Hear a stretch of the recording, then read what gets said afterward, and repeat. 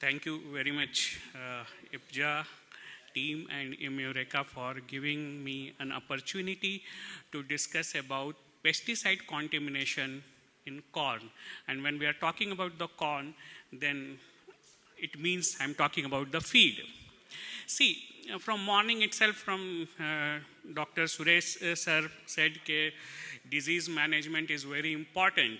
Okay, so when we look at the same time, Dr. Rajiv has given very insightful results in erosion cases. So when you look at the gut health, so it is not only about isolation. At the same time, there is one important component that is the pesticide. This also come into the picture. So when we are looking at any gut health problem, so it should be considered in 360. Means you have to look at the mycotoxin, you have to look at the pesticide contamination, and at the same time, pathogen contamination, whether it is the E. coli, salmonella, etc. So in today's today discussion, I am going to discuss three important topics, or I have divided my presentation into three parts. One is the facts and figure about case study, and then what could be the probable solution or sustainable probable solution. So if you look at the pesticide contamination, so pesticide is what? Anything which impact the standing crops, whether it is the disease or it is insect or it is weeds. Okay, this all comes as a pest, means it impact the productivity of the corn. So there is two places where pest in terms of insect come into picture. One is the standing crop, means जब हमारा फसल लगा हुआ है तब का, and second is the storage.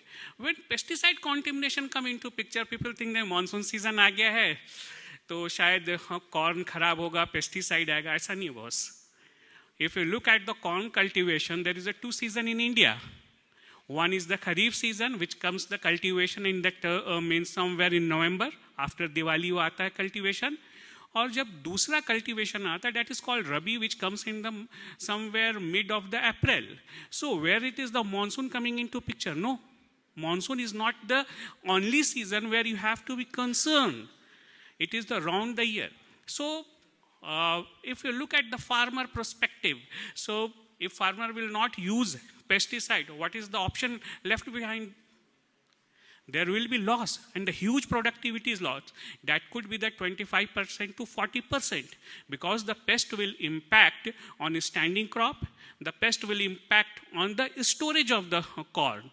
So at the time of standing crop, the pest could be the aphid, jacid, thrips, maybe the lepidopteran pest like bollworm or fruit borers. That kind of the pest happen which impact directly on the fruits, means corn.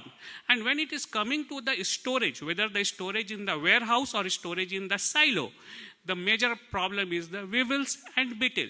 Yes, in the silo, the chances is less because the fumigation process is most means controlled condition. But all the corn, it is not coming from the from silo itself. It is coming from the warehouses, right? It means farmer or warehouse manager, they have nothing left other than using the pesticide.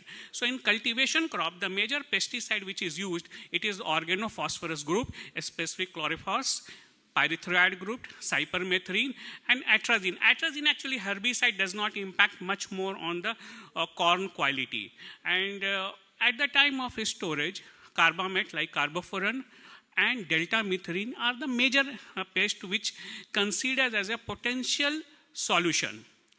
So this is the scenario. If we look at the MRL level, which is the maximum residual limit, it varies from country to country, but when we consider India, then FSCI standards suggest that chlorpyrifos, it is 10 ppb, delta methrin 100 ppb, and carbofuran is 10 ppb.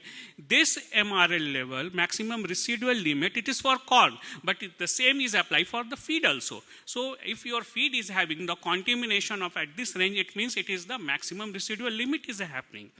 So this is the small scenario why pesticide is not the case of monsoon.